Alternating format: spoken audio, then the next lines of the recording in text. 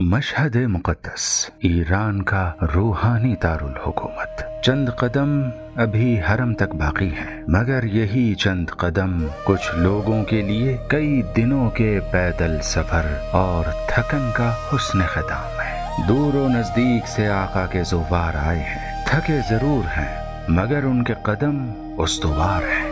دلوں میں منتیں سجی ہیں تو چہروں پر آفتاب کی تمازت کے آثار نمایاں ہیں۔ بے قرار ہیں امام ضامن کے آستانے پر پہنچنے کو۔ زائرین کے قدموں کی آہٹ محسوس ہوتے ہی روضہ مبارک کے قرب و جوار میں سبیلیں برپا کی جا چکی ہیں۔ مقصد صرف ایک ہے، مہربان امام کے زائرین کی خدمت۔ کہاں سے آئے ہو؟ کون سی زبان بولتے ہو؟ کتنے دن سے سفر میں ہو؟ یہ سب سوال یہاں بے معنی ہے۔ بس تمہارا زائر ہونا کافی ہے۔ کوئی پانی لاتا ہے، کوئی کھانا کھلاتا ہے، کوئی آرام کے لیے ایک گوشہ تیار کرتا ہے، اور کوئی ہے جو مولا کے مشتاق زائرین کے کھلے چہروں کو دیکھ کر لطف اٹھاتا ہے۔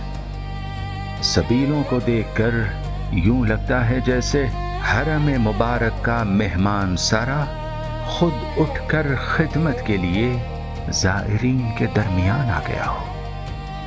یہاں کے خدام کو فخر اس بات پر ہے کہ وہ زائرین رضا کے غلام ہیں، اور اس سے بڑھ کر اور کیا اعزاز ہو سکتا ہے۔ زائر آتا ہے تھکا ماندہ، غبار سفر میں اٹا، مگر چند لمحوں کے بعد ایک چائے کے گھونٹ، ایک لقمہ تبرک یا چند پانی کے قطروں سے سیراب ہو کر مسکراتا ہوا اپنی آخری منزل کی جانب آگے بڑھ جاتا ہے، کیونکہ ابھی سنہرے گنبد کے دیدار کو چند قدم اور بڑھانا ہے۔ قربان جاؤں اپنے آقا کی بندہ نوازی پر، غم و اندوہ کے ان ایام میں بھی مولا کا کرم ہر آنے والے کو اپنی آغوش میں سمیٹ رہا ہے۔